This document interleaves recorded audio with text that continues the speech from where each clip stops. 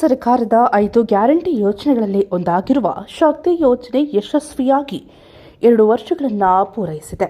ಇದೇ ಸಂದರ್ಭದಲ್ಲಿ ಕೆಆರ್ಪುರ ವಿಧಾನಸಭಾ ಕ್ಷೇತ್ರದ ಬಸ್ ನಿಲ್ದಾಣದಲ್ಲಿ ಕೆಪಿಸಿಸಿ ಪ್ರಧಾನ ಕಾರ್ಯದರ್ಶಿ ಹಾಗೂ ಜನಪ್ರಿಯ ನಾಯಕ ಮಾಜಿ ಅಧ್ಯಕ್ಷರು ಸನ್ಮಾನ್ಯ ಡಿಕೆ ಮೋಹನ್ ಬಾಬು ಅವರ ನೇತೃತ್ವದಲ್ಲಿ ನಾರಿ ಶಕ್ತಿ ಕಾರ್ಯಕ್ರಮವನ್ನು ಎಲ್ ಜಯರಾಮ್ ಅಧ್ಯಕ್ಷರು ಕೆಆರ್ಪುರ ವಿಧಾನಸಭಾ ಕ್ಷೇತ್ರ ಬಿಬಿಎಂಪಿ ಗ್ಯಾರಂಟಿ ಯೋಜನೆ ಅನುಷ್ಠಾನ ಸಮಿತಿಯಿಂದ ಹಮ್ಮಿಕೊಳ್ಳಲಾಗಿತ್ತು.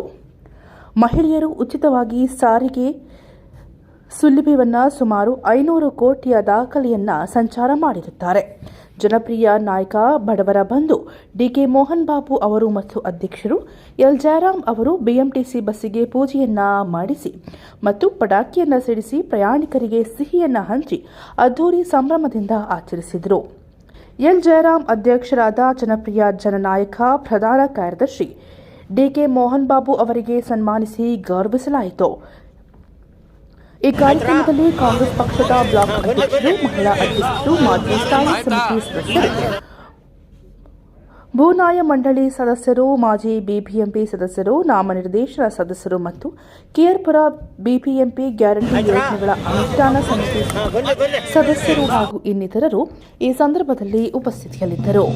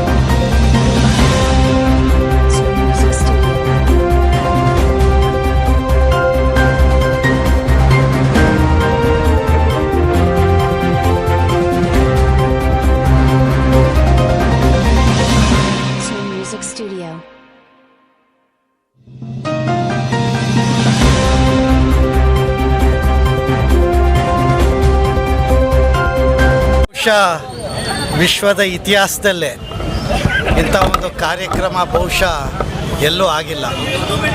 500 ಕೋಟಿ ಜನ ಇವತ್ತು ಕರ್ನಾಟಕ ರಾಜ್ಯದಲ್ಲಿ ಕಾಂಗ್ರೆಸ್ ಸರ್ಕಾರ ಇವತ್ತು ಉಚಿತವಾಗಿ ಹೆಣ್ಣು ಮಕ್ಕಳು ಪ್ರಯಾಣ ಮಾಡಿರ್ತಕ್ಕಂಥ ಒಂದು ಇತಿಹಾಸವನ್ನು ಈ ರಾಜ್ಯದಲ್ಲಿ ಸೃಷ್ಟಿಯಾಗಿದೆ. ಬಹುಶಃ ಇದು ಗಿನ್ನಿಸ್ ಬುಕ್ ವರ್ಲ್ಡ್ ಆಫ್ ರೆಕಾರ್ಡ್ಸ್ಗೆ ಹೋಗಬೇಕು. ಇವತ್ತು ಅನೇಕ ಜನ ಬಡ ಮಹಿಳೆಯರು ಕೆಲಸಕ್ಕೆ ಹೋಗಬೇಕು, ಆಸ್ಪತ್ರೆಗೆ ಹೋಗಬೇಕು, ಅಥವಾ ಅವರ ತಂದೆ ತಾಯಿ ಮನೆಗೆ ಹೋಗಬೇಕು, ಅಥವಾ ಮಕ್ಕಳು ಎಲ್ಲಾದರೂ ಕೆಲಸಕ್ಕೆ ಹೋಗಬೇಕು ಅನ್ನೋಂಥ ಹೆಣ್ಮಕ್ಳು ಏನಿದ್ದಾರೆ ದೇವಸ್ಥಾನಗಳಿಗೂ ಸಹಿತ ಸೇರಿಸಿ ನಾನು ಏನಕ್ಕೆ ಕೇಳ್ತಾಯಿದ್ದೀನಿ, ಆಸ್ಪತ್ರೆಗಳು ಇದೆಲ್ಲ ಭಾಳ ಅವಶ್ಯಕತೆ ಇರ್ತಕ್ಕಂಥ ಒಂದು ವ್ಯವಸ್ಥೆ.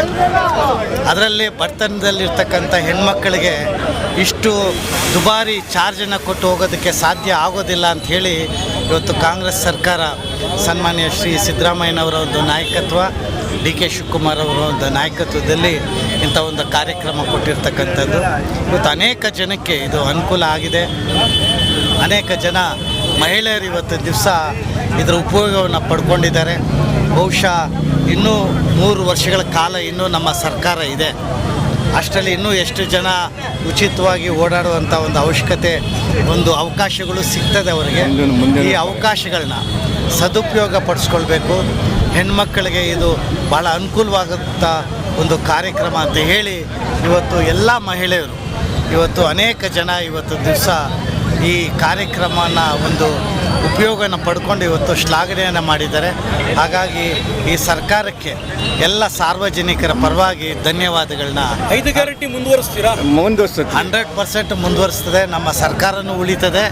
ಸರ್ಕಾರ ಬರುವಂಥ 28ರ ಚುನಾವಣೆಯಲ್ಲೂ ಕಾಂಗ್ರೆಸ್ ಸರ್ಕಾರ ಮತ್ತೆ ಬರ್ತದೆ. ಈ ಕಾರ್ಯಕ್ರಮಗಳು ಇನ್ನೂ ಶಾಶ್ವತವಾಗಿ ಮುಂದುವರ್ತದೆ. ಇವತ್ತಿನ ದಿನ ನಮ್ಮ ಕರ್ನಾಟಕ ಸರ್ಕಾರ, ಕಾಂಗ್ರೆಸ್ ಸರ್ಕಾರ, ಸನ್ಮಾನ್ಯ ಶ್ರೀ ಮುಖ್ಯಮಂತ್ರಿಗಳಾದ ಸನ್ಮಾನ್ಯ ಶ್ರೀ ಸಿದ್ದರಾಮಯ್ಯ ಸಾಹೇಬರು, ಉಪಮುಖ್ಯಮಂತ್ರಿಗಳಾದ ಸನ್ಮಾನ್ಯ ಶ್ರೀ ಡಿ ಕೆ ಶಿವಕುಮಾರ್ ಸಾಹೇಬರು ನೇತೃತ್ವದ ಸರ್ಕಾರ 2 ವರ್ಷಗಳಿಂದ ಗ್ಯಾರಂಟಿ ಯೋಜನೆಗಳನ್ನ ಅನುಷ್ಠಾನಕ್ಕೆ ತಂದು ಇವತ್ತು 2 ವರ್ಷ ಆಗಿದೆ. ಸಾರಿಗೆ ಸುಮಾರು 5 ಲಕ್ಷ ಕೋಟಿ ಮಹಿಳೆಯರು ಇವತ್ತು ಉಚಿತವಾಗಿ ಇಡೀ ರಾಜ್ಯದಲ್ಲಿ ಸಂಚರಿಸಿದ್ದಾರೆ. 500 ಕೋಟಿ ಜನ ಮಹಿಳೆಯರು. ಅದರ ಒಂದು ಸಾಂಕೇತಿಕ, ಅದರ ಒಂದು ಸಂಭ್ರಮದ ದಿನಾಚರಣೆಯನ್ನು ಇಡೀ ರಾಜ್ಯದಲ್ಲಿ ಎಲ್ಲ ಕಡೆಯೂ ಆಚರಣೆ ಮಾಡ್ತಾಯಿದ್ದೀವಿ. ಅದೇ ರೀತಿಯಾಗಿ ನಮ್ಮ ಕೃಷ್ಣರಾಜಪುರ ವಿಧಾನಸಭಾ ಕ್ಷೇತ್ರ ಗ್ಯಾರಂಟಿ BBMP ಗ್ಯಾರಂಟಿ ಅನುಷ್ಠಾನ ಸಮಿತಿಯ ವತಿಯಿಂದ ಇವತ್ತು ನಾವು ಕೃಷ್ಣರಾಜಪುರ ಬಸ್ ನಿಲ್ದಾಣದಲ್ಲಿ ನಮ್ಮ ನೆಚ್ಚಿನ ನಾಯಕರಾದ ಸನ್ಮಾನ್ಯ ಶ್ರೀ DK ಮೋಹನ್ ಬಾಬು ಅವರು ಇವತ್ತು ಬಸ್ಸಿಗೆ ಪೂಜೆ ಮಾಡಿ ಸಿಹಿ ಹಂಚೋದರ ಮುಖಾಂತರ ಅವರ ನೇತೃತ್ವದಲ್ಲಿ ಇವತ್ತು ಕಾರ್ಯಕ್ರಮನ ಹಮ್ಮಿಕೊಂಡಿದ್ದೀವಿ. ಈ ಕಾರ್ಯಕ್ರಮ ಈಗಾಗಲೇ ಯಶಸ್ವಿಯಾಗಿ ನಡೀತಾ ಇದೆ. ಭಾಳಷ್ಟು ಯೋಜನೆಗಳು, ನಮ್ಮ ಗೃಹಲಕ್ಷ್ಮಿ ಯೋಜನೆ, ಶಕ್ತಿ ಯೋಜನೆ, ಗೃಹಜ್ಯೋತಿ ಯೋಜನೆ, ಅನ್ನಭಾಗ್ಯ ಯೋಜನೆ, ಯುವ ನಿಧಿ, ಒಟ್ಟು 5 ಗ್ಯಾರಂಟಿ ಯೋಜನೆ ಸರ್ಕಾರ ಕೊಟ್ಟಂಥ ಯೋಜನೆ ಸಂಪೂರ್ಣವಾಗಿ ನಮ್ಮ ರಾಜ್ಯದಲ್ಲಿ ಸುಮಾರು 1,40,00,000 ಕೋಟಿ ಜನ ಗೃಹಲಕ್ಷ್ಮಿ ಯೋಜನೆಯಿಂದ ಮಹಿಳೆಯರು ಒಂದು ಕುಟುಂಬಕ್ಕೆ 2,000 ರೂಪಾಯಿ ಅಂತೆ ತಗೊಳ್ತಾ ಇದ್ದಾರೆ. ಅದೇ ರೀತಿಯಾಗಿ ಕೋಟ್ಯಾಂತರ ಜನ ಗೃಹಜ್ಯೋತಿ, ಅನ್ನಭಾಗ್ಯ ಯೋಜನೆಯಲ್ಲಿ ಯುವ ನಿಧಿ ಎಲ್ಲ ಸೌಲಭ್ಯಗಳು ಇವತ್ತು ನಮ್ಮ ರಾಜ್ಯದ ಜನಕ್ಕೆ ನಮ್ಮ ಸರ್ಕಾರ ಕೊಟ್ಟಿದೆ. ಅದನ್ನು ಎಲ್ಲರೂ ಉಪಯೋಗಿಸ್ಕೊಳ್ತಾ ಇದ್ದಾರೆ. ಎಲ್ಲರೂ ಎಲ್ಲಿ ಹೋಗಿ ಕೇಳಿದ್ರೂ ಎಲ್ಲರೂ ಕಾಂಗ್ರೆಸ್ ಸರ್ಕಾರ ಬಂದ ಮೇಲೆ ನಮಗೆಲ್ರಿಗೂ ಅನುಕೂಲ ಆಗಿದೆ. ಇವತ್ತು ಉಚಿತವಾಗಿ ಮಹಿಳೆಯರು ಸಾರಿಗೆ ಸೌಲಭ್ಯಗಳನ್ನ ತಗೊಂಡಿದ್ದಾರೆ. ಅದು ಇವತ್ತಿನ ದಿನ ಎಷ್ಟಾಗಿದೆ ಅಂದರೆ 500,000 ಕೋಟಿ ಜನ ಇವತ್ತು ಮಹಿಳೆಯರು ಉಚಿತವಾಗಿ ಇಡೀ ರಾಜ್ಯದಲ್ಲಿ BMTC ಇರ್ಬೋದು, KSRTC ಇರ್ಬೋದು, ಎಲ್ಲರೂ ಉಚಿತವಾಗಿ ಪ್ರಯಾಣಗಳನ್ನ ಮಾಡ್ತಾ ಇದ್ದಾರೆ. ಒಳ್ಳೆಯ ಯೋಜನೆಗಳನ್ನ ನಮ್ಮ ಸರ್ಕಾರ ಕೊಟ್ಟಿದೆ, ಕಾಂಗ್ರೆಸ್ ಸರ್ಕಾರ ಕೊಟ್ಟಿದೆ. ಇವತ್ತು ನಮ್ಮ ಕೃಷ್ಣರಾಜಪುರ ವಿಧಾನಸಭಾ ಕ್ಷೇತ್ರದಲ್ಲಿ ನಮ್ಮ ಮುಖಂಡರಾದ ಸನ್ಮಾನ್ಯ ಶ್ರೀ DK ಮೋಹನ್ ಬಾಬು ಅವರ ನೇತೃತ್ವದಲ್ಲಿ ಇಡೀ ಕ್ಷೇತ್ರದಲ್ಲಿ ಅಭಿವೃದ್ಧಿ ಆಗ್ತಾ ಇದೆ.